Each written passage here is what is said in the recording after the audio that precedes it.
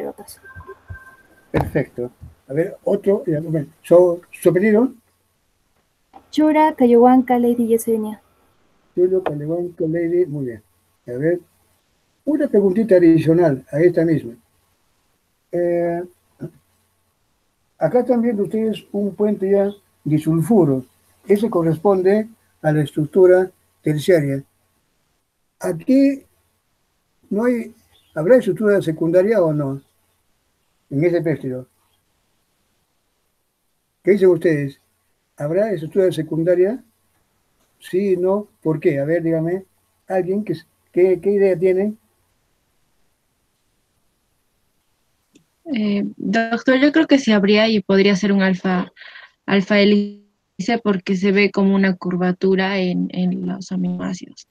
Claro, desde el momento en que ya estamos viendo aquí un enlace disulfuro, y esto ya se sobreentiende de que esta hilera de aminoácidos tiene que haber tenido previamente ya una estructura secundaria, ¿cierto? Y para que se doblegue, porque no se conoce una cadena lineal que automáticamente, o sea, una estructura primaria y que automáticamente ya adopte una estructura terciaria. Te estaría pasando por la segunda, ¿cierto? Así es. Y entonces, claro, no se muestra acá. ¿Acaso la respuesta que me han dado está perfecta, por si acaso, no lo estoy criticando, sino que era una observación más. ¿Qué pensarían si aquí hay o no hay estructura secundaria? Tiene que estar la secundaria porque para que haya esa curvatura ya estamos hablando de estructura terciaria. ¿Y cómo puede haber primaria y terciaria si se estaría pasando por la secundaria? Entonces, eso ya implica de que aquí también tiene que haber ya previamente la secundaria. Claro que no se ha escrito, pero así es. La respuesta, muy bien. ¿Su apellido? ¿Apellido? Colca Fatam. ¿Cuál? Colque Afata, muy bien.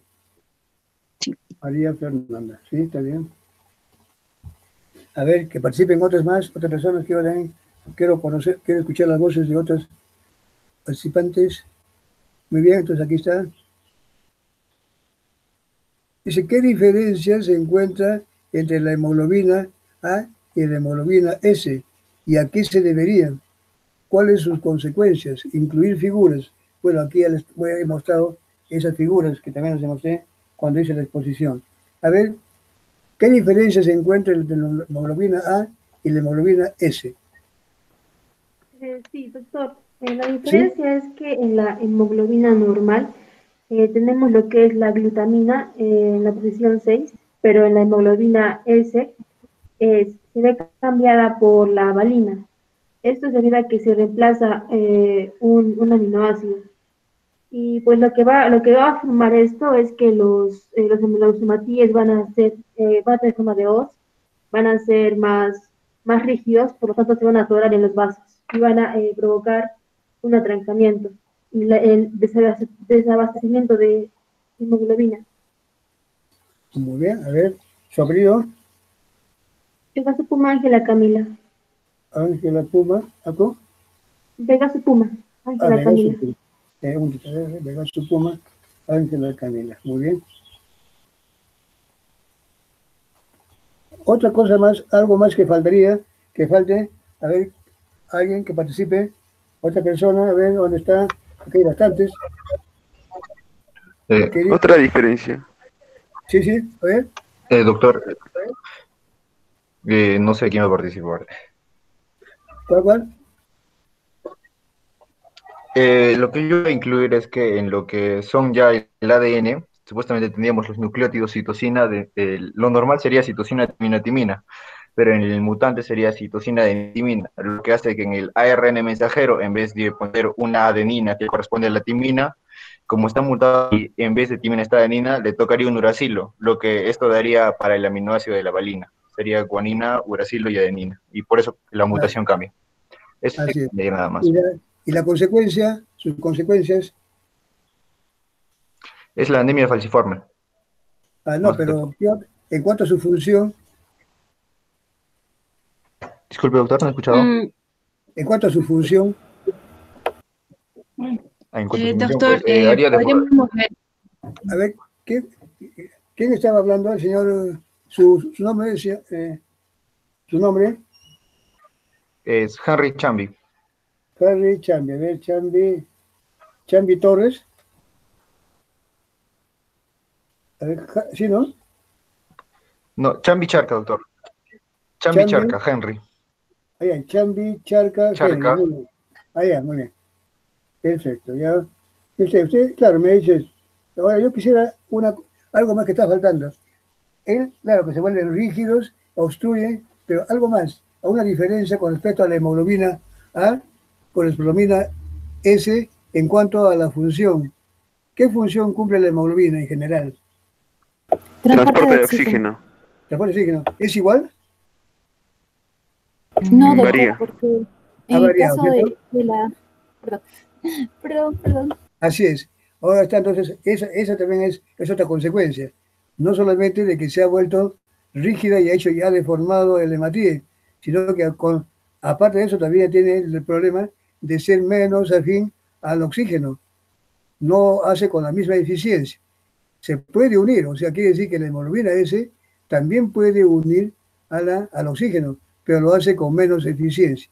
Y cuando no se une, se forman esas formas rígidas. Entonces, la hemoglobina S, eso quiero que quede bien presente. La hemoglobina S, si está solita y se oxigena, no forma fibras, pero tiene menor capacidad de transporte de oxígeno. Pero si no hay oxígeno, esa forma fibras. Las dos cosas están ligadas. O sea, por ambos lados fijan menos oxígeno y cuando no tiene oxígeno se forman esas fibras que deforman al hematíe y provocan todo lo demás. ¿Cierto? Muy bien. A ver, ¿alguien más si quería aumentar algo más? ¿Puedo acotar algo? Sí, a ver, diga usted. Respecto, como ya mencionaron que hay un cambio respecto a los aminoácidos, en el cual la hemoglobina S tiene la valina, y ya también mencionado que al estar desoxigenada es cuando se forma la polimerización, es esta misma ya que se produce porque la valina presenta un grupo hidrófobo, ah, que lo normal sería que solo lo tenga la hemoglobina A en las cadenas beta, Así es. y al haber mayor presencia de grupos hidrófobos, estos empiezan a unirse para poder alejarse del agua. Y de esta manera se empiezan a formar las fibras y los cuales entorpecen, ya que, como se mencionó, al poseer una estructura fibrosa, se hace torpe, ya que estamos en un medio soluble. Así es. Perfecto. Muy bien. Así es. Efectivamente eso es, ¿no? La hidrofobicidad de esos grupos hacen que no se separen, más bien se junten y forman estas fibras rígidas. Su apellido, Cami Torres. Chambi Torres, Michael. Sí. Muy bien, Michael. Está perfecto.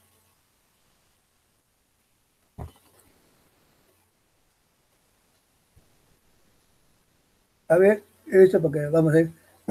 Esta pregunta, a ver, la que viene es, acá la tengo, dice,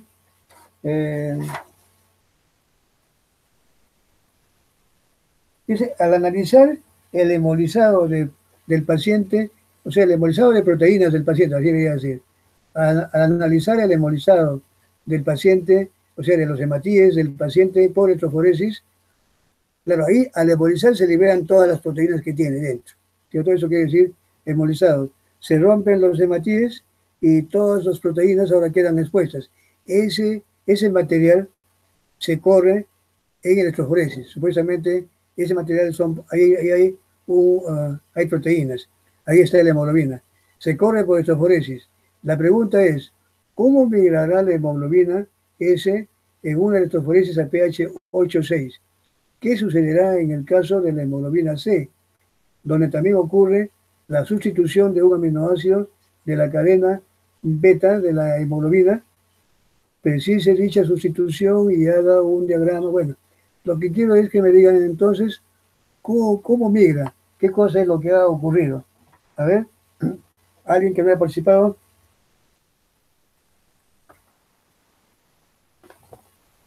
A ver qué dice, dice acá, claro. ¿Qué dice? Pasa. Ya, sí, ¿ves? Ya, diga. Bueno, si fuera la hemoglobina normal, iría en la electroforesis a su pH es menor que, bueno, en este pH de la electroforesis que estamos aplicando es 8,6, pero el de la hemoglobina A es menor que 8,6, entonces iría de un polo negativo a un polo positivo. En el caso de la hemoglobina S, También, como sabemos, sería hidrofóbica y también iría de menos a más, pero quien gana en las transferencias en el resultado final, la que estaría más cercana al polo positivo sería la hemoglobina A. La hemoglobina S también iría a este polo, pero no tanto como la hemoglobina A. Y la hemoglobina C, lo que pasa en la hemoglobina C es un cambio del ácido glutámico, en vez de ese ácido, el aminoácido que lo reemplaza es la lisina. Y como sabemos, la lisina tiene un grupo R, que es polar con carga positiva, y esto hace que la hemoglobina C tenga un pH mayor que 8,6. Entonces, la hemoglobina C, a diferencia de las otras dos, va a ir del polo positivo al polo negativo. Más o menos el diagrama, entonces, de polo positivo a polo negativo sería hemoglobina A, hemoglobina S, y para acercarnos al polo negativo sería la hemoglobina C, creo. Así es, perfecto. Una cosita nomás al final está, pero perfecto. Su respuesta es bien explicativa. ¿Tu apellido? ¿Tu apellido cuál es? Anko Saxi Marjorie. Anko Saxi Marjorie, muy bien. Sí, justamente eso es. Solamente mire acá, cuando usted menciona, esto, a ver, en primer lugar, cuando hablamos de electroforesis, tenemos en cuenta ya, por lo visto que ustedes ya lo saben, ya lo han visto, pareciera que sí manejan muy bien esto. Miren, electroforesis no es más que un método de análisis en donde se corren sustancias en un campo eléctrico, de acuerdo a su carga. El hecho de poner una sustancia aquí a pH 8.6, normalmente les voy a decir una cosa, cuando se trabaja con electroforesis, el pH con que se trabaja siempre es 8.6, 8.4 u 8.6. El buffer que se usa para este caso es el buffer barbital. Es un buffer estándar que se usa para separar proteínas en electroforesis, 8.6. A 8.6 consideramos de que casi, con algunas excepciones deberá ser, pero la mayoría de proteínas están con carga, o sea, con carga positiva, con carga negativa, ¿cierto? O sea que adrede esta elección del pH 8.6 ha sido adrede, ha sido a propósito de, sin exagerar mucho, pero al menos es un pH en el cual estamos garantizando de que las proteínas más comunes que tenemos en nuestra sangre dentro de los glóbulos rojos estén cargadas negativamente. Esa es la razón. Entonces, a pH 8.6, todas las proteínas están cargadas negativamente. Aquí estamos hablando de la hemoglobina, que está cargada negativamente. Pues bien, ponemos la hemoglobina A, como muy bien usted lo ha dicho, tenemos que poner, se carga del lado negativo, en el lado negativo se carga, y en el otro extremo se pone el estado positivo.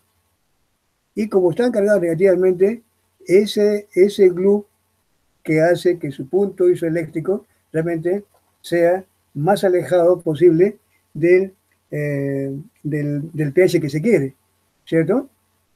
Entonces, el que está más alejado es prácticamente la A. Entonces, esa va a mirar, o sea, esa está cargada más negativamente que la S y que la C.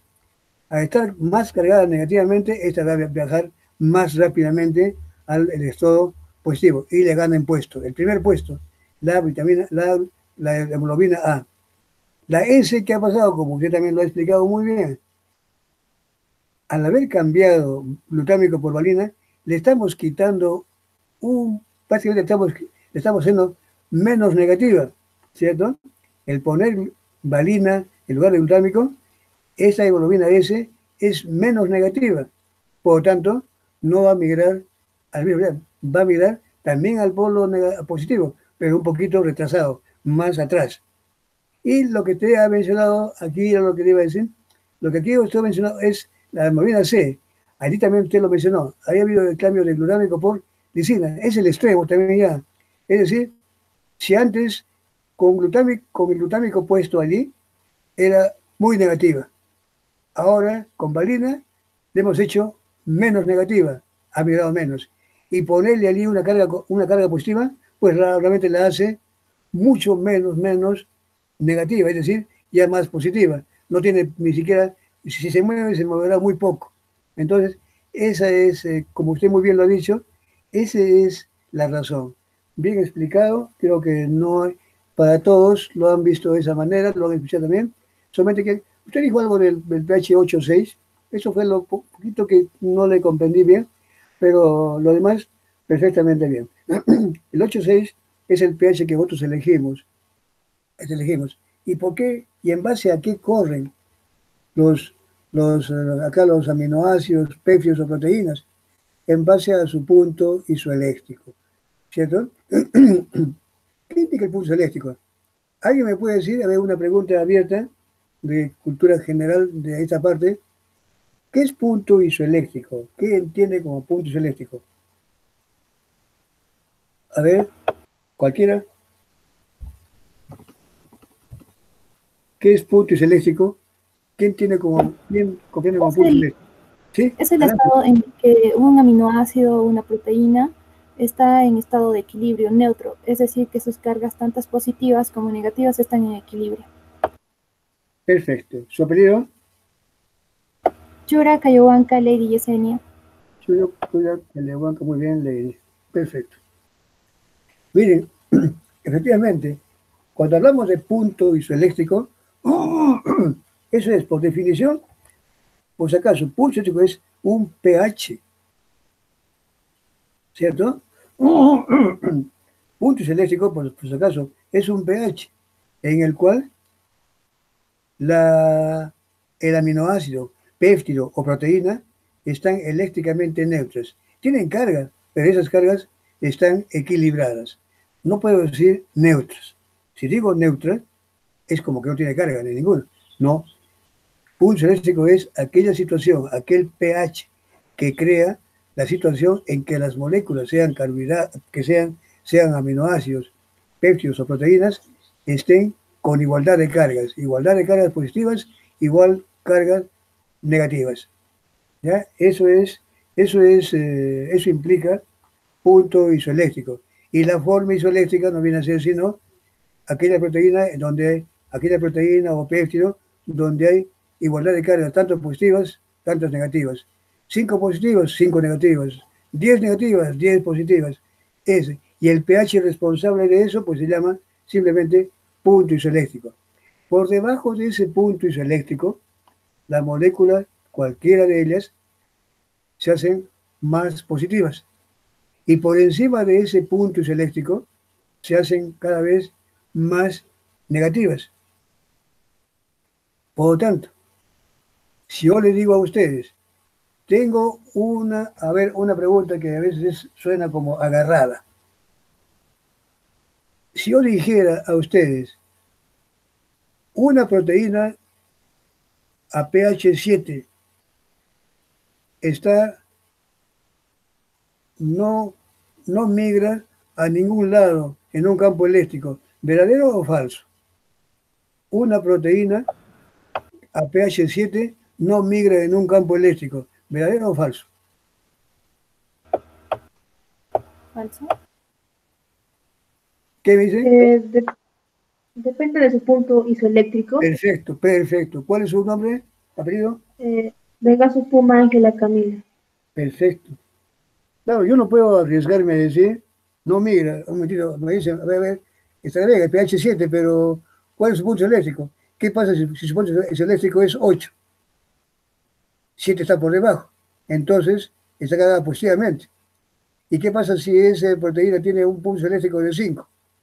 7 está por encima, entonces está carga negativa, ya migra en otro lado. Entonces, yo no puedo decir una proteína tal a pH 7 no migra a pH 7. Primero me tienen que decir, a ver cuál es su pulso eléctrico. En base a eso yo puedo recién decidir si se va a ir al estado positivo o al estado negativo, ¿cierto? Muy bien su intervención, así. Esas son cositas, miren, son detalles, claro que de repente ustedes no las van a usar en su quehacer como médicos, pero son cosas que quedan como cultura nada más, cultura general, ¿ya? Entonces lo están comprendiendo bien. Así es, eso es bueno, eso es muy bueno. Entonces, a ver, algo más de esto. Es decir, que será en el caso, dicen, donde también ocurre sustitución de aminoácidos, dice sustitución, algún diagrama, Bueno, mayormente ya no hay más que hacer de esta pregunta. Aquí justamente le ponía esto, ¿no? De muchas de ellas, incluso proteínas. Aquí hago esquema de cura y sustitución de un aminoácido. Todo esto hace de que esto varíe su pulso eléctrico. Mientras más alejado esté de su pulso eléctrico del pH, estas migran más, saben ustedes, ¿cierto? Mientras más nos alejemos del pulso eléctrico, del pH que se plantea, estas migran más. Mientras más nos acercamos, estas migran menos. Ese es el principio. Pero el principio fundamental es de que en electroforesis las proteínas corren en medio de un campo eléctrico, de acuerdo a su carga que tenga. A ver, algo más. La siguiente pregunta es, dice, expresa en gramos por ciento y en miligramos por ciento la concentración de hemoglobina y bilirrubinas séricas, respectivamente, del paciente en el caso clínico. A ver, ¿cuánto han encontrado? Dígame alguien. Sí, aquí no hay. A ver. ¿Cómo? El de la hemoglobina, sí, disculpe, doctor. Sí. ¿Digo primero el resultado o cómo lo hice? A ver, dígame nomás cómo lo ha encontrado. Sí, ¿cuánto es de hemoglobina? La hemoglobina en gramos por ciento me ha salido 7,68 gramos por ciento. 7,68. ¿Cómo lo ha encontrado eso? 7,68. 7,68, sí. Bueno, y en miligramos me salió, ¿dónde está? Acá. 7,000, perdón, 7,680. Ajá. Claro. Acá pide gramos, ¿no? Acá pide gramos. Miligramos. Sí, está bien. Gramos, está bien. Pide los dos. Sí, 7,6, ¿cierto? Ya. ¿Cómo lo he encontrado eso? 7,6. Sí. Bueno, haciendo las operaciones sería que 1,2 milimoles por litro. Un litro equivale a 1000 moles. Yo he usado el método de cofactores en el que solo se multiplica y se divide a la vez. Entonces, un litro es 1000 mililitros y un mol es 1000 moles. No, es 1000 milimoles. Y un mol de hemoglobina equivale a 64,000 gramos de su peso molecular. Entonces, sacando todas las operaciones, me quedó que, como sabemos, gramos por ciento es gramos sobre 100 mililitros. Entonces, me quedé con esas unidades y después de hacer todas las operaciones me quedó 7,68 gramos sobre 100 mililitros, que sería 7,68 gramos por ciento. Ya, no le he chequeado yo acá bien, pero si usted se acuerda los métodos, los datos que usted ha utilizado, bien, porque usted en primer lugar ha tomado en cuenta el peso molecular, ¿cierto? El peso molecular es expresado en gramos, quiere decir el número de moles, ¿cierto? Si el peso molecular fue tantos gramos, ese es un mol. Por lo tanto, ustedes dicen, pero eso, ustedes ahora lo convierten, el dato que tienen, lo llevan al, acá lo tengo, el valor original era, ¿cuál era? No, está ya al comienzo, ¿no? ¿Dónde está?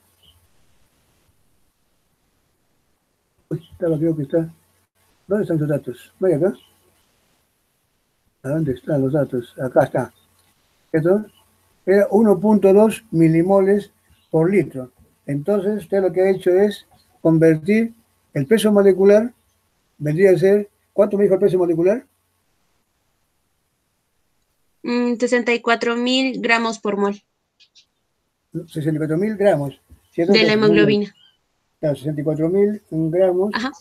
Este es por mol, ¿cierto? Es un mol, ¿cierto? Por litro. Sí, por mol. Perfecto, Sí. Muy bien. Muy bien. Y ahí ustedes luego lo han hecho. Usted se puede hacer antes o se puede hacer después. Usted lo convirtió después allí a 100. Y después allí ha tomado en cuenta este 1,2 por litro. O también se puede hacer al revés. Lo cierto es que ha usado usted, ha hecho usted lo correcto. Ha convertido usted los 64,000 gramos, convertirlos eso saldría son moles. En ¿cuál sería? Serían milimoles, ¿cierto? O sea, 64.000 gramos serían 1.000 milimoles, ¿cierto? ¿Ahí tomamos en cuenta Sí, eso? doctor. Bien, muy bien. Sí, O sea, claro, 64.000 gramos sería 1.000 milimoles, ¿cierto? sí. Para tomar en cuenta que son Y, gramos por milimol. Entonces, 1.2 milimoles, ¿cuánto será? Y después de ahí recién usted lo ha siete, convertido. Esto es para 1.000, para 100, ¿cuánto será? ¿Cierto? sí. Sí, Y haciendo todas estas operaciones al final quedaría 7,68 gramos para 1000 mililitros. No, para 100 mililitros. Y a ya 100, pues claro, sería claro. 7,68 gramos por A 100, ciento. claro, porque se era considerado eso. Muy bien, ese es el cálculo. ¿Cuál es su apellido? Uncle Saxy Marjorie. Anco Saxi, allá. A ver, muy bien, pero otros son. Muy bien, trataste muy bien, pero también quisiera escuchar, a ver, la participación de Arizaca Claro, Apasa Quispe, a ver, que son los que todavía no han participado. Hablen nomás, no importa, miren, yo digo una cosita. Si se equivocan, no hay problema, yo quiero que ustedes participen. La participación, aunque sea errada, yo voy aquí anotando. Lo que quiero es que ustedes tengan nota, por favor, ¿ya? Hagan nomás, no hay problema. Yo también me he equivocado cuando era alumno. Uy, si les contara, hacía atrocidades, pero así se aprende, ¿ven? Así que, por favor, no tengan miedo de hablar, hablen. Yo soy alumno, por si acaso, o sea que también he pasado por lo mismo de ustedes, de que no agachen cabeza nunca, hablen nomás, con naturalidad, yo los comprendo. A ver, dice, una de las características más importantes de esta enfermedad es la vasoclusión. ¿A qué se cree que se deba a ello? A ver, Disculpe, doctor, ¿puedo participar? sí, sí, adelante, adelante, adelante. Ya. Así como lo mencioné anteriormente, una de las causas es, por ejemplo, la hemoglobina S, la polimerización, pero también hay, debido a que aparece esta, o sea, la hemoglobinopatía SS, se reduce la vida media de la hemoglobina. Entonces, esto va a obligar a que el cuerpo tenga que producir más y van a aparecer reticulocitos en la sangre. Pero estos, al ser inmaduros, simplemente van a activar no me acuerdo muy bien, es, van a adherirse al endotelio de la vénula postcapilar, y esto va a dificultar el transporte de oxígeno. De la misma manera como están muriendo las hematías, se da la hemólisis, se va a activar se va a activar las plaquetas, y esto también va a hacer más, por decirlo así, más espeso, o sea, Así es. la consistencia de la sangre, y de igual manera se va a complicar. Eso es lo que... Muy bien, mire usted, muy bien. Su apellido, Chambi apellido, Torres, Chambi Torres, Chambi, Chambi Torres. Torres, sí. A ver, Chambi Torres, aquí está, ya, muy bien. Doctor, Michael. quisiera Sí, agregar, sí, sí.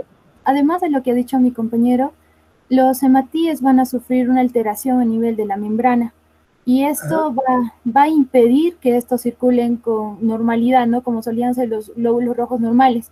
Además de así, tiempo de vida, estos van a adherirse a la pared del endotelio, pero no solo eso, sino también que van a liberar gran cantidad de mediadores inflamatorios, como son las interleucinas, las citoquinas, los leucotrienos ujú, B4. Estos ¿qué van a hacer? Toda una tormenta de inflamación, y esto va ajá, a perjudicar, va a producir un daño a nivel del endotelio, daño tisular. Y como hay daño tisular, va a disminuir también la oxigenación en estos tejidos. Y como es claro ejemplo, en los pacientes que van a tener esta anemia, van a presentar un dolor torácico, que va a ser consecuencia no de la anemia, sino va a ser a consecuencia de que falta de oxigenación en caso de un infarto. así Eso es. Su apellido, Chura Cayoban Caledi Yesenia. Chiro Caleuán, acá, muy bien, Caleuán. Aquí lo tengo, ahí está. Miren, en realidad, sí, todo lo que ha hecho su compañero anterior eh, mencionó otros efectos, miren, eh, bueno, lo que todo está claro es que primeramente, de que los hematíes con esa forma que tienen, obstruyen, no son flexibles y por tanto los microcapilares son los que son susceptibles de ser bloqueados, ¿cierto? Es la vasooclusión. Se bloquean allí porque se andan atrapando. Eso es en primera instancia. Pero algo que ha sumado y me ha gustado lo que dijo su compañero, Michael, fue que él dijo de que también allí hay la formación de reticulocitos. Bueno, y esos son más pegajosos. Esos también colaboran, contribuyen. Aparte de que estos hematíes falciformes de media luna son rígidos y se pueden juntar entre ellos, los que también están favoreciendo este taponamiento, por así decirlo, es los reticulocitos. Y otra cosa que también me gustó lo que dijo, que estos son más frágiles. Y esto está, al romperse, está favoreciendo que las plaquetas puedan formar coágulos y contribuir todavía más aún ese taponamiento, esa vasooclusión, ¿cierto? Entonces, esa es la razón las características más importantes de esta enfermedad es la vasooclusión. ¿A qué se cree que se deba ello? Justamente a eso. En primer lugar, a la forma que tienen los hematíes y que estos son, al ser rígidos, estos no son flexibles, no son gelatinosos como lo mencioné en una parte anterior, ¿no? Y que pueden taponear. Pero junto a esto viene lo siguiente, que es también van contribuyendo a esa vasooclusión otros agentes, como son la misma formación de coágulos por las plaquetas y la presencia de estas células que son más inmaduras y que son más pegajosas. Esto es muy bien, porque han participado bien hasta ahora. Doctor, disculpa una consulta. En la pregunta 6 también pedía de la bilirrubina y yo tengo la respuesta, pero ¿nos puede hacer esa pregunta también, la de la bilirrubina, para que confirmemos? Sí. A ver, aquí la bilirrubina puede tener alguna participación en esto, ¿qué dicen? En el taponamiento, digo, en la vasooclusión. No. ¿Sí? En la vasooclusión. Me refería a que en la pregunta 6 nos faltó completar la pregunta. Pide de la hemoglobina y también pide bilirrubina. Ah, verdad. Muchas gracias por haber dado. Y justamente ahí había una pregunta que hacer. Gracias, verdad. Muchas gracias. ¿Eh? A ver, ¿usted la tiene, la bilirrubina, o le decimos a otra persona? ¿Eh? Sí, la tiene un compañero también para Ya, participaciones. A ver, otra persona que participe. ¿Cómo está la bilirrubina sérica en el paciente? A ver, alguien que diga. Y hemos hablado de la concentración de la hemoglobina, ahora la bilirrubina sérica, y todavía faltaba acá otra cosa más, ¿verdad? A ver, ¿cómo está el valor de bilirrubina? ¿Cuál es el valor que han encontrado?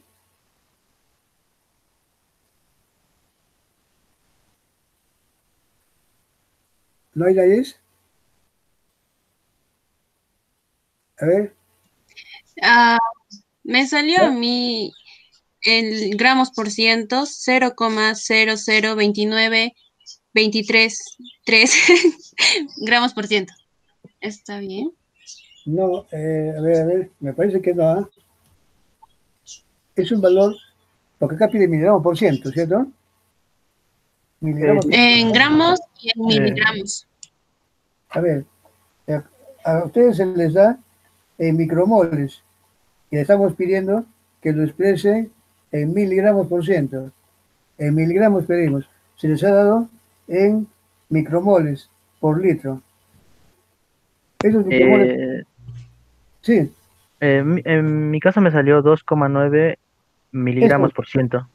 Ese es el valor, perfecto. ¿Lo he hecho en base a qué? A ver. De la misma manera he utilizado el valor que nos da en el caso clínico, que era de... No tengo el documento, no me recuerdo el dato, pero la cosa es que una vez que tenemos eso, simplemente transformamos la cantidad de moles, que eran micromoles, de acuerdo al peso, que utilicé el peso molecular de... Con el peso molecular, como eso ya me dijo todo, perfecto. ¿Su apellido? Chambi Torres. Chambi Chambi Torres. Chambi Torres Michael. Perfecto, cuando usted me dice ya el peso molecular, ya me lo dijo todo. Ha tenido usted también igualito que el caso anterior, como me dice. También utilizando el peso molecular, estos moles se convierten después simplemente en miligramos, ¿cierto? Sí, sale 2 puntos y pico, ¿no? Cierto. Sí, 2 y tanto, sí, así es. Esos dos valores, entonces miren, ahora en concreto sale 2 y fracción. Los valores normales ¿cuáles son los valores? Mejor les digo, esos valores que están encontrando para la hemoglobina y para la bilirrubina, ¿están altos, bajos? ¿Qué están? A ver, ¿cómo está la hemoglobina con respecto a lo normal? Elevado, doctor, por eso es que el paciente presenta ictericia. ¿Cuál? ¿La bilirrubina o la hemoglobina? Oh, perdón, la bilirrubina. La bilirrubina, claro, tiene la ictericia, perfecto. ¿Y la hemoglobina? Lo normal en un paciente va a depender de dónde se encuentre también, porque si se encuentra a mayor altitud, es un poquito más, hasta 20 puede llegar, en caso de Puno. En caso de Arequipa, estamos hablando de 14, Pues 18, 18. 18. Ya, pero en este paciente, ¿cómo está? Es 7.68 lo que me ha encontrado, más o menos, aproximadamente. Está abajo, ¿cierto? Entonces, esto justamente está ayudando a explicar de que se trata de un cuadro de anemia, una hemoglobina baja, ¿cierto?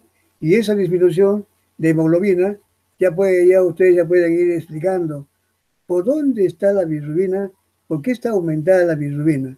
¿Saben algo ustedes de la bilirrubina? ¿Algún rasgo pequeño nomás? Porque todavía no es el tema, pero si alguien lo dice, si alguien lo sabe, me lo dice, yo le pregunto aquí. ¿Qué es la bilirrubina? ¿De dónde viene la bilirrubina? Doctor, A ver, hable usted, Michael. Michael, ¿no? ¿O quién está hablando? un pequeño dato que sé es que se utiliza para medir la salud del hígado. Porque Ya, bueno, claro, el estado del hígado. Ya, eso sí es cierto, perfectamente. Estado metabólico del hígado. Pero ¿qué cosa es? ¿De dónde deriva? Es una degradación de la hemoglobina. De la degradación de la hemoglobina. La hemoglobina está hecha por el grupo hemo y la globina, ¿cierto? De ahí viene el nombre de hemoglobina. La globina es la parte proteica y el hemo es el grupo prostético, ¿cierto? Es el tetrapirrol que habíamos hablado. Esa es la hemoglobina. Cuando se degrada la hemoglobina, tenemos que tener en cuenta de que lo primero que se libera es su grupo hemo. El hemo por un lado y la globina por el otro. La globina es la parte proteica. Él simplemente se degrada en aminoácidos y van a ser nuevamente ya, enviados a la circulación o reutilizados. Pero ¿qué ocurre con el grupo hemo? Ese hemo, claro, ustedes todavía no lo han visto, pues yo les voy a ayudar aquí. Por si acaso, la bilirrubina es el producto del catabolismo de los grupos hemo. Entonces, como aquí estamos frente a un cuadro un cuadro en el cual estamos viendo destrucción de hematíes, está liberando la hemoglobina. Y la hemoglobina se está degradando. Es decir, la globina por un lado y el grupo hemo que se convierte en bilirrubina. Una forma de determinar si allí hay esta anemia es primerito ver la bilirrubina. Y aquí en este caso estamos viendo que está aumentada. La explicación es simple. ¿De dónde viene esa bilirrubina aumentada? Lo máximo debería ser, máximo, es hasta 1 miligramo. Este valor de 2 y pico ya realmente ya está indicando de que hay una sobreproducción de bilirrubina. Ese tono o tinte de color es también debido a eso. Entonces, esto está indicando de que verdaderamente hay un cuadro de anemia, ¿no? También dijo su compañero hace un momento de lo que es una prueba también para ver cómo funciona el hígado. En ese caso es cierto, porque esa bilirrubina, una parte se metaboliza en el hígado, la parte final. Entonces también es una forma de ver cómo funciona el hígado. Un segundito, ¿ves? Bueno, también nos dijo pregunta. Bien, entonces, Así entonces quedamos. Y entonces la bilirrubina está aumentada. Y esa bilirrubina aumentada está indicando de que hay una destrucción de grupos hemo. Para que el grupo hemo se destruya en gran cantidad, es de que la hemoglobina se está destruyendo. Justamente estamos en un cuadro de anemia. Un segundito. A ver, hasta que comunicación física. Es a las 4, pero antes tiene que ir para las 11:30. A ver, justamente. Ya, a la persona mayor. Ahí, ya. Bien, entonces, así entonces quede bien en claro, ¿ya? Perfecto. Ese habíamos pasado, ahora pasamos a esta otra. Aquí.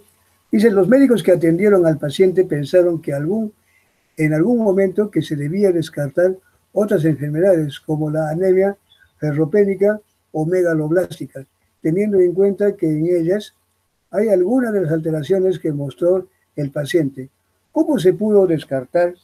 A ver, acá, descartar, para que no se lean porque si no están. ¿Cómo se pudo descartar la anemia ferropénica o que también podría ser la anemia megaloblástica?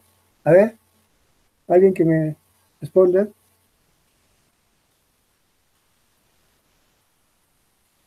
Faltan participar a Pasa Quispe y Arizaca, claro, ¿no?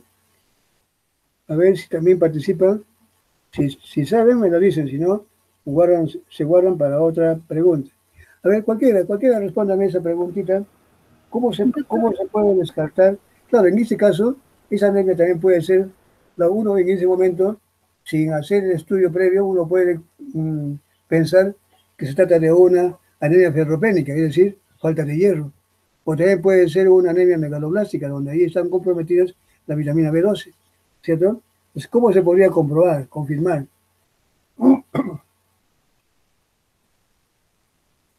A ver. Doctor, yo leí un artículo que decía que la anemia falciforme se presenta con etapas de progresión.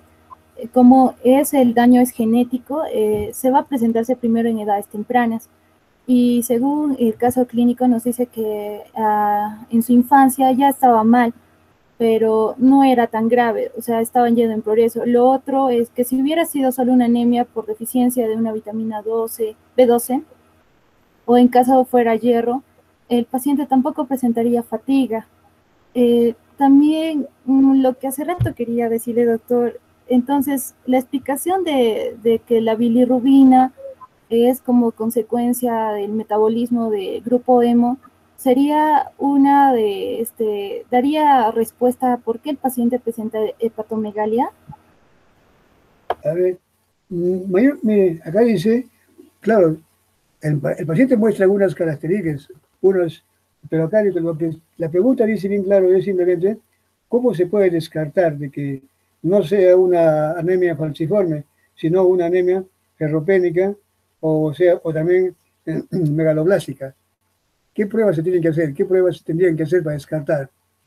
Electroforesis, doctor, decía el gol estándar de esta enfermedad de anemia falciforme. A ver, no, pero para descartar, acá la pregunta simplemente la pregunta es, ¿cómo se descartaría una anemia ferropénica, o sea, falta de fierro, o una anemia megaloblástica? ¿Qué tendría que hacerse?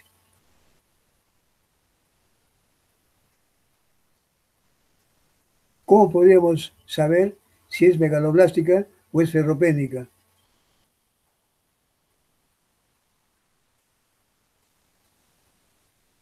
Si es ferropénica, quiere decir que no tiene fierro.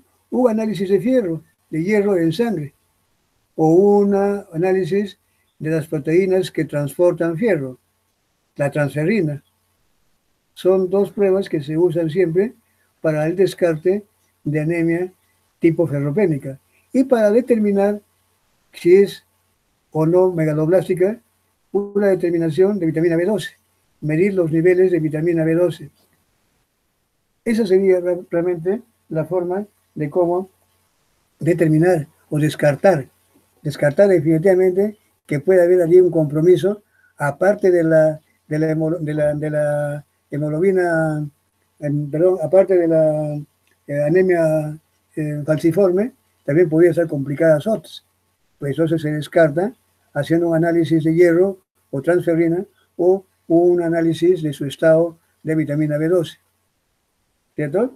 Es lo que se debe hacer.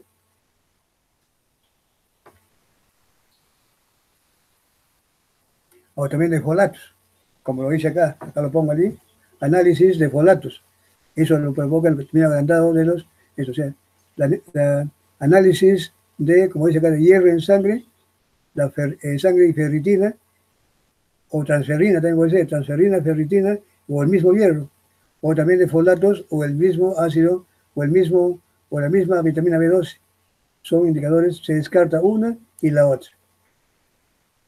Dice, ¿puede una mujer, a ver, acá voy a poner un ladito vuelta nuevamente a la misma, ¿puede una mujer, dice, a ver, acá dice una pregunta, pero como están las respuestas, eso lo van a tener ustedes, pero dicen, acá, ¿puede una mujer afectada por esta enfermedad tener un embarazo normal? ¿Qué me dicen? Doctor, yo leí que una mujer embarazada con la enfermedad de la anemia megaloblástica tiene la posibilidad de tener un... falciforme, perdón. Sí. Uh-huh. Tiene la posibilidad de tener un embarazo prematuro. Así es, perfecto, así es, efectivamente. ¿Su apellido? Vegaso Puma Ángela Camila. Vegaso Puma Ángela Camila, perfecto. Doctor, yo también leí, pero que decía que terminaba en aborto y que era muy riesgoso, generalmente en los 3 primeros meses de formación. Efectivamente, así es, así es. Pero también decía que tanto así que el parto se adelantara, podría retrasarse semanas. Pero si es que se tenían los cuidados y se diagnosticaba tempranamente, o sea, se hacía, como podría decir, el árbol genealógico, si alguien en su familia había tenido todo esto, podría prevenirse con los controles.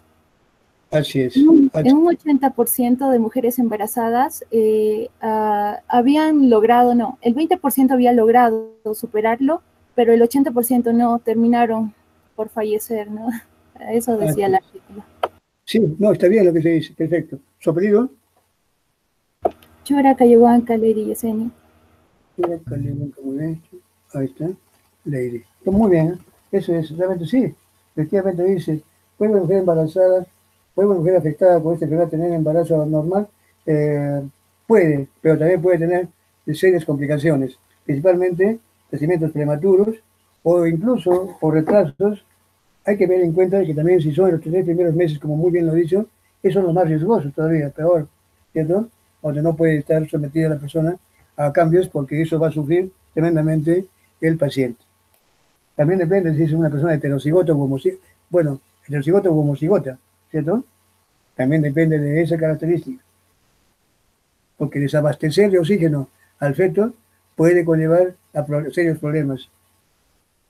Otra pregunta dice, ¿cómo se explica que cuando aumenta la concentración de hemoglobina S desoxigenada, aumenta la formación de hematíes falciformes?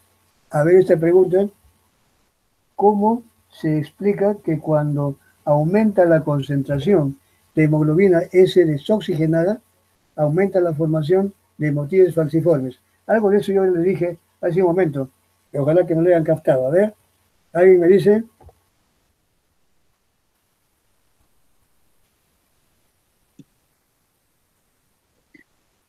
Doctor, bueno, cuando la hemoglobina S se oxigena, si bien no capta la cantidad necesaria de oxígeno, pero sí se mantiene, por decirlo así, todavía en funcionamiento. En cambio, cuando esta hemoglobina S no absorbe o está desoxigenada, se va a volver dura o como una madera, y eso se da por las uniones que va a tener en cuanto a la valina, que va a hacer que se forme de una manera más dura esta hemoglobina y va a tener que, por hemólisis, degradarse. Y a la vez va a producir taponamiento al ser más dura y no poder ser flexible al pasar por los vasos sanguíneos. Así, ¿su apellido cuál es? Colque Afata. ¿Cuánto? Colque Afata, María Fernanda. Colque Afata, muy bien. Okay. Sí, miren, efectivamente, como dije, yo le dije hace un momento, que la hemoglobina S, en realidad, por naturaleza propia, capta menos oxígeno, pero esas no forman. O sea, no quiere decir que la hemoglobina S oxigenada no forma esos bastones o esos haces rígidos. Pero, ¿qué pasa cuando uno cambia? Por ejemplo, se va a una zona de altura, hay menos oxígeno. Allí se va a favorecer la forma mayormente desoxigenada.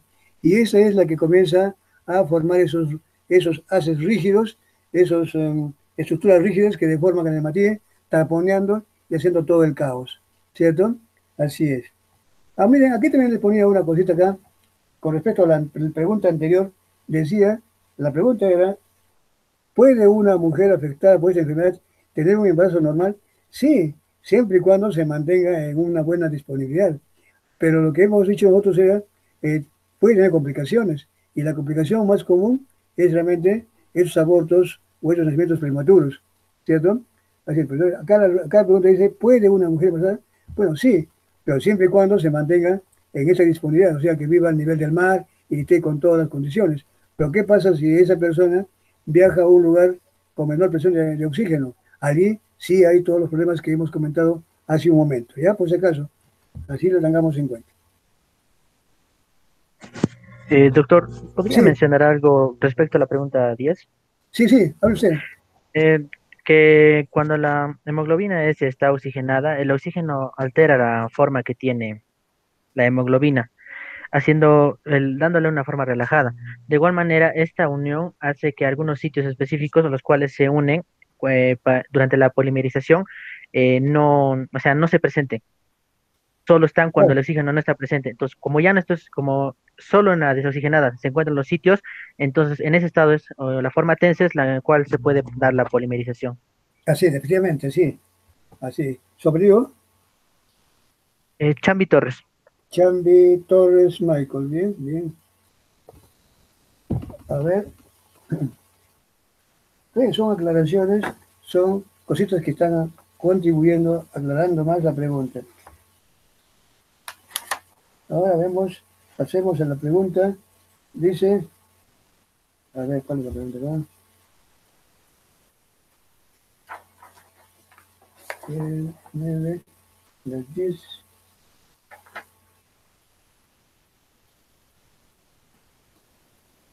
Acá dice la pregunta 11.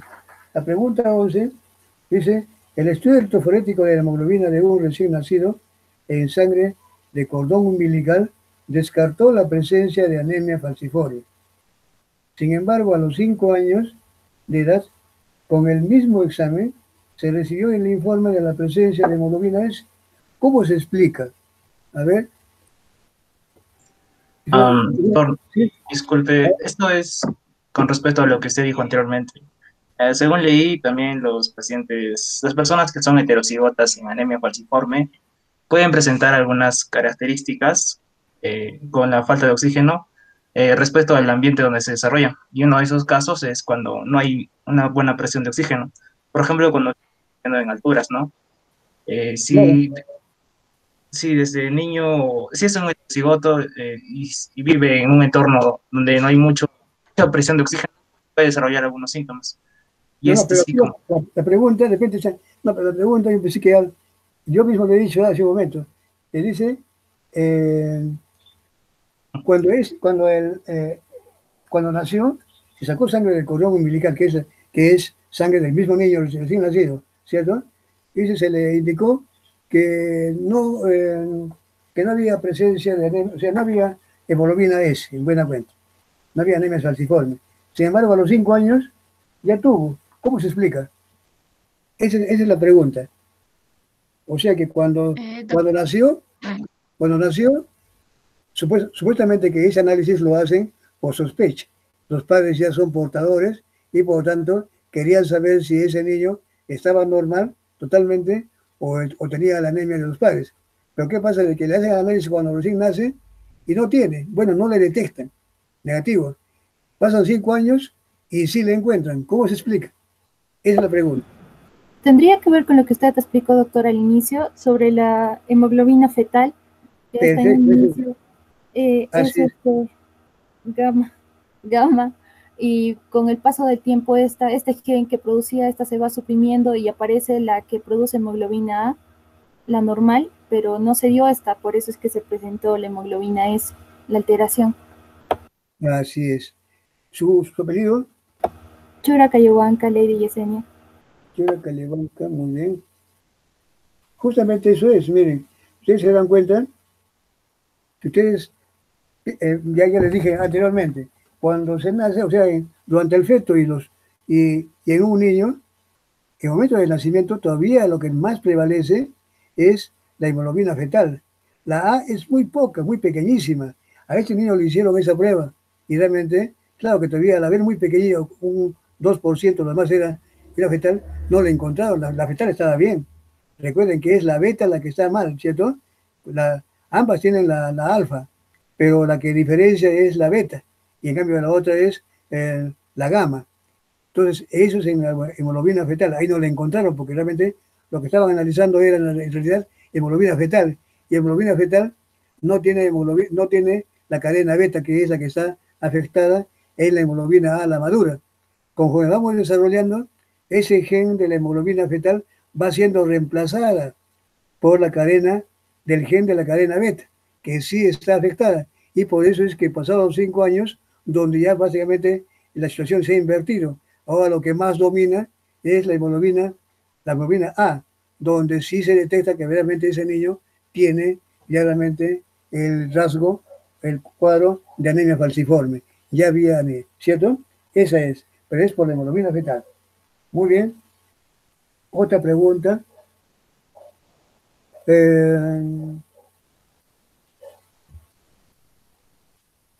Aquí. A ver, acá estamos. El 11. Mira la pregunta 12. Dice, un heterocigoto para anemia falciforme tuvo episodios de dolor en ambos flancos y en las articulaciones al desplazarse de Lima a Puno. ¿Qué comentario podría hacerse al respecto? A ver. Bueno, yo creo que al hacer el cambio de ese viaje hubo una mayor altura y debido a eso una menor concentración de oxígeno en ese ambiente y probablemente por eso es que se haya debido a esos episodios de dolores en los flancos y en las articulaciones y que cuando vuelva a Lima probablemente ya no sufra como sufrió cuando estaba en Puno. Efectivamente, esa disminución o menos presión de oxígeno, ¿qué estaría provocando en un heterocigoto? Recuerden que... ¿Sí? Perdón. La hipoxia que usted dice, doctor, la hipoxia ambiental estaría provocando la deformación de los glóbulos rojos en media luna o de os, y estos van a desencadenar una serie de trastornos sanguíneos que van a originar las venoclusión, la que ya se mencionó anteriormente. La que hemos comentado, así es. ¿Cuál es su apellido primero que habló? Choque Catura. Choque Catura. Catura, muy bien. ¿Y la señorita que habló? ¿La señorita? Chura Cayohuanca, Lady Yesenia. Chura Cayohuanca, muy bien. Perfecto. Perfecto, miren, entonces, ese paciente es heterocigoto. Recuerden que tiene 50% bien de su hemoglobina y 50% mala. En Lima, de repente le va muy bien. Ahí estamos a presión, en buena presión de oxígeno, pero se va a Puno. En Puno menos presión parcial de oxígeno, menos oxígeno. Entonces allí, ese 50%, ¿qué cosa es lo que comienza a ocurrir? Que al estar desoxigenada, al menos oxígeno, esa hemoglobina S que en Lima podría estar oxigenada, aunque con menos oxígeno, pero no forma esos haces rígidos. Pero al haber menos oxígeno, recién esa hemoglobina S comienza a formar esos haces rígidos. Comienzan a deformar y a provocar el taponamiento y la oclusión de vasos y comienzan esos dolores y esas molestias. ¿Cierto? Así. Muy bien. Si esa persona nuevamente vuelve a Lima, pues realmente se va a restaurar nuevamente. Quiere decir que de nuevo esa hemoglobina S, por más daña, por más afectada que esté, esa se oxigena en menor cantidad, pero no provoca esos haces rígidos. Y todavía tiene el otro 50% que es la hemoglobina A normal. Entonces, básicamente eso es un heterocigoto. Si fuera un homocigoto, eso ya es más bien ya un caos. ¿Cierto? Muy bien. Acá, vemos entonces, dice, una madre heterocigota para anemia falciforme cursa un embarazo de 3 meses. Ahí está, ojo con lo que dijo anteriormente una señorita. 3 meses al tener que viajar al Cusco. Está temerosa por su situación, que su situación podría dañar al feto. ¿Son sus tumores justificados? ¿Qué le aconsejaría? A ver, esta pregunta, ¿quiere responder? Bueno, también dependería del padre de su hijo, si presenta esa enfermedad, si es heterocigote o homocigote, ya que si en cuanto al feto, al embrión, en este Ajá. caso, si el padre es heterocigote, para esa enfermedad tendría un porcentaje de tener el 50% sanos y el otro y el 50% portadores. Sin embargo, si el padre del hijo es sano, ni uno de sus hijos ninguno de sus hijos estaría enfermo, pero sí todos serían portadores. Y en el caso de que el varón fuera homocigote para esta enfermedad, eh, sus hijos tendrían, todos serían enfermos, por así decirlo. Y bueno, en caso de que, como la madre en caso para afectar a la madre, como es heterocigota, y como va a bajar también hay un cambio de presión y un cambio de clima, también podría afectar a la madre, ya que podría generar, como anteriormente lo dijimos, por la hipoxia, una vasoclusión o dolores, por eso, por la formación eh, en los heterocigotos a veces se puede formar una anemia leve. Entonces eso podría ocasionar que haya algunos problemas en cuanto a la madre al viajar. ¿Y el feto? ¿Al feto? Eh, en, en cuanto al feto, bueno, si es que resultaría que el feto, por interacción de genes, ya que si el padre también, como la enfermedad es autosómica recesiva, entonces si el feto es también tendría que ver porque, como se sabe, la madre le da o pasa por el cordón umbilical también la sangre, entonces también se alteraría en cuanto a la variación de presión y eso originaría que pueda haber una oclusión tanto en la circulación de madre a embrión. A ver, a ver. Doctor, ¿Sí? ¿Quién hablaba antes? ¿Quién hablaba antes? Yo, doctor, ¿Superior? Colque Fat. ¿Colque Afata? Sí.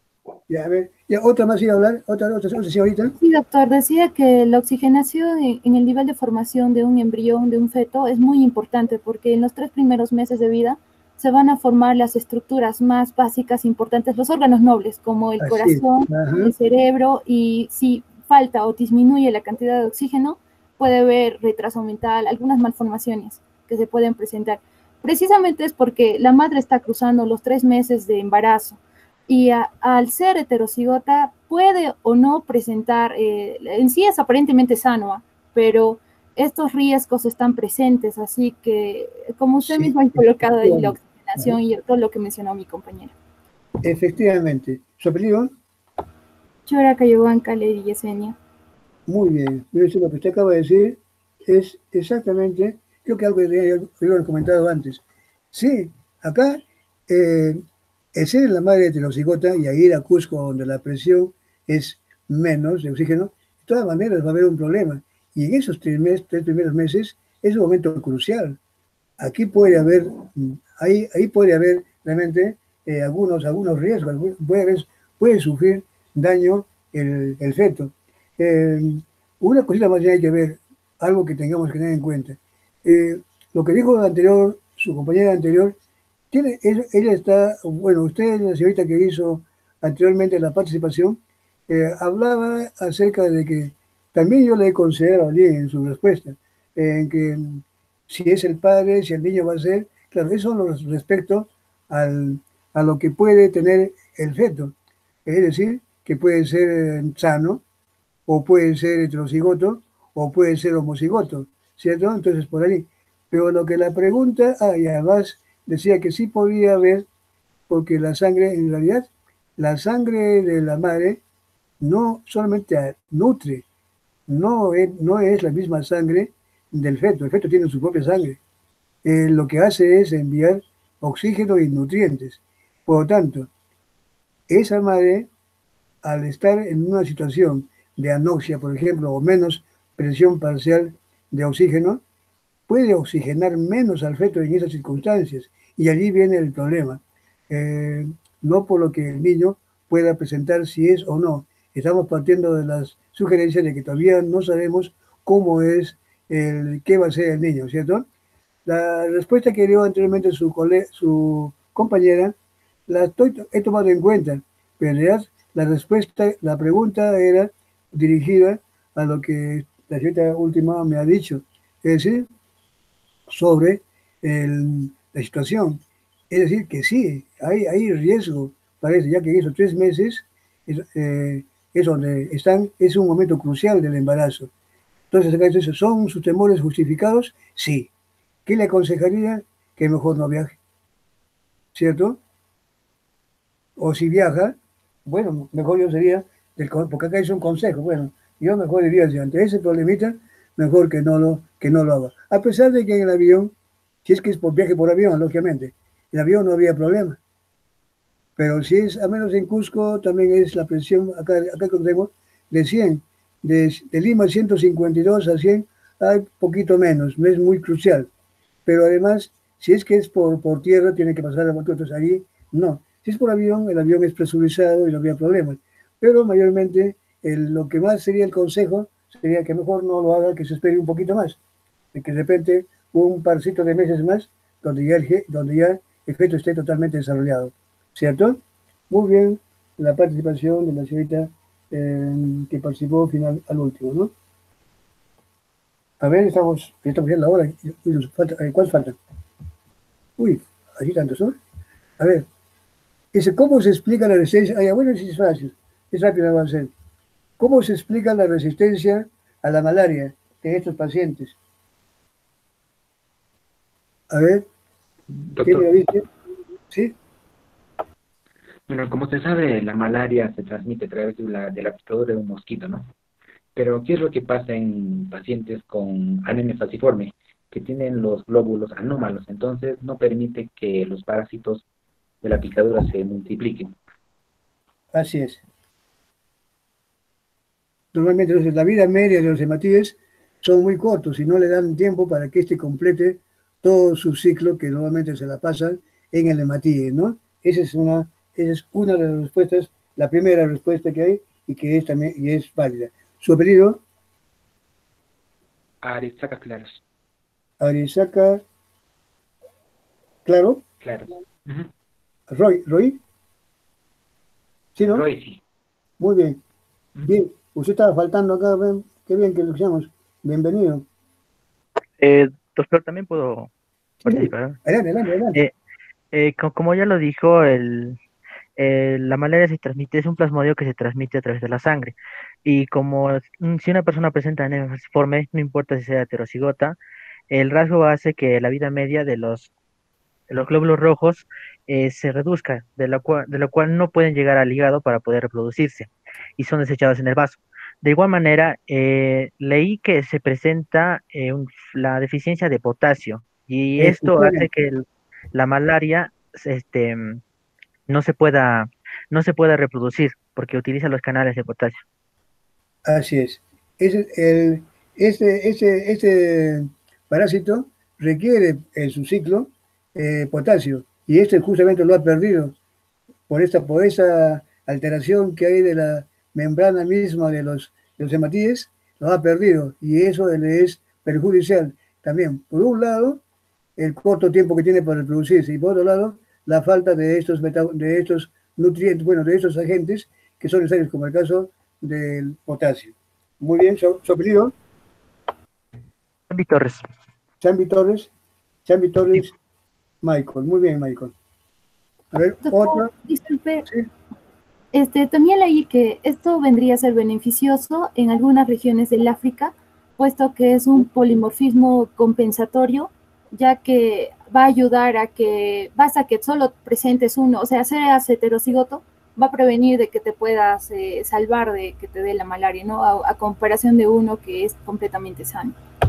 Así es, efectivamente. ¿Su apellido? Churacayohuanca, doctor.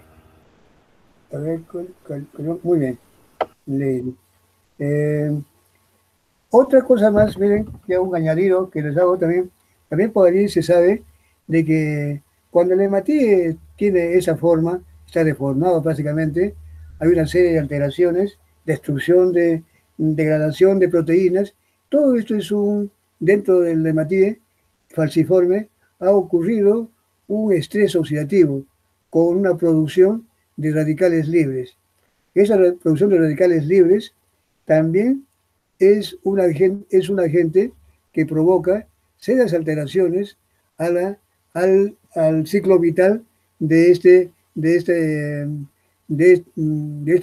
bicho de la malaria. Entonces, por tanto, eso es lo que tenemos que tomar también muy, muy en cuenta, el estrés oxidativo. Por eso que en muchos casos los países que tienen una dieta muy rica en haba, el haba tiene una proteína que genera un estrés oxidativo, es decir, una sobreproducción de radicales libres que pueden provocar daños, lógicamente, pero en ciertas poblaciones que tienen este hábito, igual que la gente del África, también se ha visto que también tienen esa capacidad de ser un tanto tolerables a la malaria. Es, como podemos decir, una parte compensatoria, una con otra, ¿no? Entonces, tenemos eso. Primero que el corto ciclo y la otra que es la corta, que la eliminación o sea, la falta de potasio. Pasamos a otra preguntita.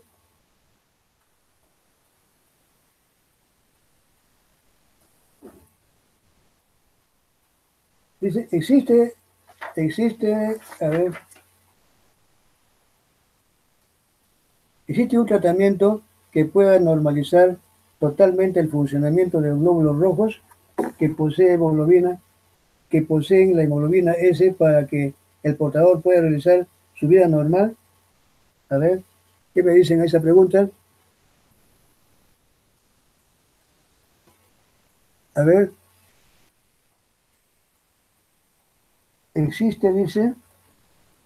existe un tratamiento que pueda normalizar totalmente el funcionamiento de los glóbulos rojos que poseen la hemoglobina S para que el portador pueda realizar su vida normal. A ver, una respuesta de alguien. Doctor, yo leí que lo que se hace normalmente son tratamientos, pero para aliviar los síntomas. Y la única forma en la que se pudiera curar, ¿no? La única cura que le dicen para la enfermedad es haciendo un trasplante de médula ósea o de células madre. Pero este proceso, bueno, los dos son muy complicados y son sobre todo riesgosos para el paciente y tienen efectos secundarios graves. Entonces, lo que se hace es solamente en casos extremos, ¿no? Como que tu hijo tenga la enfermedad bastante complicada y grave, entonces podría considerarse la idea del trasplante. Pero después solamente se realizan tratamientos de tal forma que podamos evitar, ¿no?, los episodios del dolor o aliviar los síntomas y complicaciones. Efectivamente, así es. Tratamiento para curar, lo único que quedaría sería un trasplante, como usted dice, o una técnica que podríamos llamar terapia génica, pero todavía no es. Bueno, lo que queda aquí realmente a la mano es, y ya sea en algunos países, es realmente la médula, sea un trasplante de médula ósea. Y lo que, como muy bien usted lo ha dicho, lo que se tiene a la mano realmente son agentes que ayudan a mejorar el estado del paciente, pero no a curarlo en realidad, a mejorar solamente, ¿no? Principalmente para el dolor, que es lo que más se usa, para el dolor que se siente. Y hay uno en especial que tiene aunque tiene sus contraindicaciones. ¿Qué hace la hidroxiuria? La hidroxiurea, ¿qué cosa hace? Ok, Lo que hace el doctor es que va a reducir los episodios de dolores que se presentan. episodio de dolor, Y, no, ajá. justamente eso es lo que no, claro, pero esa reducción del dolor es indirectamente, porque no es un analgésico. Pero, ¿cuál es su mecanismo? ¿Qué hace la hidroxiurea?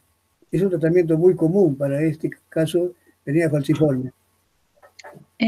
Doctor, la hidroxiúrica sería, bueno, la hidroxiuria lo que va a hacer es reducir la frecuencia de las crisis vasoclusivas y además es un estimulador de la producción de la hemoglobina fetal, Exacto, pero para, pero para que se tenga un efecto deseado ya se da varios meses para que pueda, bueno, lograr la producción de estas. así es. Miren, entonces, justamente recuerden que la hemoglobina fetal tiene igual capacidad que la hemoglobina A, solo que ya no se expresa, solamente un 2 a 3%. Lo que hace hidroxiurea es, en forma indirecta, favorecer la expresión. Ya vamos a ver eso en biología molecular de cómo unas sustancias van a nivel de los genes y a nivel de un lugar llamado promotor pueden accionar, activar que esos genes que están un tanto dormidos comiencen a expresarse de nuevo. Y la hemoglobina fetal en un adulto no le va a hacer nada. Lo tenemos solamente que en cantidad pequeña, ya que esta ha sido sustituida por la A. Pero si esta A está mal, podría ser una alternativa lo que hace la hidroxiurea, favorecer que se exprese la hemoglobina fetal. Pero mayormente la expresión no va a ser nunca al 100%, pero al menos se trataría de mejorar el estado del paciente, ¿cierto? Los demás son tratamientos que van contra el dolor, calmantes de dolor nada más, analgésicos prácticamente. Bien, miren, ¿cuál es su apellido? Apellido, la que habló último, Colque afata. Choque Afata, muy bien. No, Colque afata. Choque Afata, sí, sí, María Fernanda, sí, está bien. A ver, la última pregunta creo que viene acá. Disculpe, Sí, quería agregar algo para los fármacos. Yo encontré que se estaba desarrollando trabajos sobre la inducción de un factor de transcripción de una enzima, es la NRF2 oxigenasa. ajá, Bueno, que en pocas palabras lo que hace es crear un ambiente de protección para las células contra efectos, digamos, de la inflamación y, y contra el estrés oxidativo. así es, justamente ese estrés oxidativo es el que, incluso también hay actividad de la liberación de óxido nítrico, que también es un vasodilatador, que también hace la hidroxiurea. Pero eso que usted acaba de decir, efectivamente, también es para efectivo para los radicales libres. Su apellido, Pasa aquí. Apasa Quispe, acá está Roel por fin, bienvenido. Usted debió hablar hace rato, ¿qué ha pasado recién? A ver, pero por fin intervino, hoy estoy contento. Todos han participado, o sea, poquito, otros bastante, eso me gusta, pero han participado todos. Finalmente dice, ¿qué se utiliza actualmente para el tratamiento de la anemia falciforme? Trate, eh, ¿cómo se está diciendo? Dice, ¿qué se utiliza actualmente para el tratamiento de la anemia falciforme? Trate de explicar sus mecanismos. Creo que esto ya lo hemos visto. A ver, dígamelo a alguien. Eh, Doctor, yo ¿Sí? encontré un anticuerpo que se utiliza que es la critanlizumab, eh, Ujú, adap, adapteo, algo así, ujú. que es una droga que se vincula a la preselectina, bueno, es lo que dice, para poder evitar que la acción de los neutrófilos y los monocitos, para que actúen en la zona inflamada. De esta manera se reducen las crisis vasoclusivas Así y es, actúa como agente paliativo, ¿no? Al fin y al cabo. así es, efectivamente. Ujú. Apellido, Chambi Torres. Chandy Torres. ¿Dónde está Chandy Torres? Michael, perfecto, sí, efectivamente. Otra, Yo encontré, doctor, de la glutamina, pero solo decía en el artículo que recién había sido aprobada y que se utilizaba en niños de 5 a 13 años. También lo que ya habían comentado, la hidroxiuria, pero con otro nombre le encontré, con hidroxicarbamida, que es así el es. mismo mecanismo de acción. y la transfusión, ¿no? Que ya se comentó. Así es. Mayormente son agentes, como pueden ver ustedes, la mayor tratamiento es para el dolor, ¿no? Aquí yo también les muestro esto, el polvo de la L-glutamina para el dolor, alameo, que es también para la fiebre y espalda, dolor, los analgésicos también, Voxelotor, igual, para la diarrea, no, o sea, otros agentes, por ejemplo, dolor de cabeza, náuseas, diarrea, fatigas, también fiebre. Pero son agentes que ayudan a tener que el paciente viva una vida tranquila, pero la cura en sí, no hay. Estos son los tratamientos que actualmente se usan, ¿cierto? Y lo que, como dijimos anteriormente, lo que podría ser es un trasplante de sangre, o sea, un trasplante de sangre o de médula ósea, que sí podría hacerse, ¿no? Eso es lo que realmente se viene haciendo en la actualidad. En unos sitios, en unos países están muy adelantados eso de la trasplante de médula ósea. España, por ejemplo, ¿no? Eso es muy común. Trasplante de sangre también, una transfusión de sangre básicamente. Bien, miren. ¿Quién fue el que habló último? Creo que no le he anotado. ¿Quién fue? ¿La última que habló? Yo, doctor. Yura Cayobanca, Lady Yesenia. Muy bien, Yura Cayobanca. Muy bien, perfecto. Bien, ya hemos llegado creo que estamos en el tiempo prudente, hemos culminado con las 16 preguntas, hemos discutido. Bien, como ven ustedes, se toman estos casos clínicos y justamente en base a ellos podemos discutir todo lo que se ha visto, miren ustedes, todo lo que hemos visto, todas las implicancias, simplemente por un hecho cual, un defecto en la estructuración de una proteína, cambió de forma. ¿Y por qué?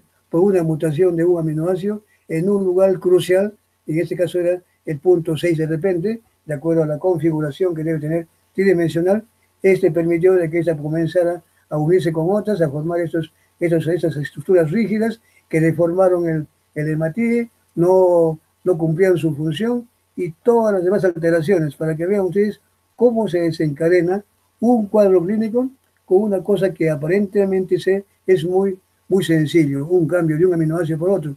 ¿Qué pasa en esto? Y sin embargo, miren lo que va ocurriendo, ¿cierto?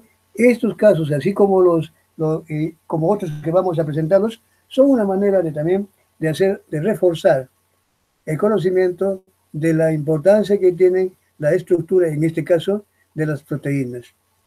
Bien, como ven, entonces ya estamos en el tiempo.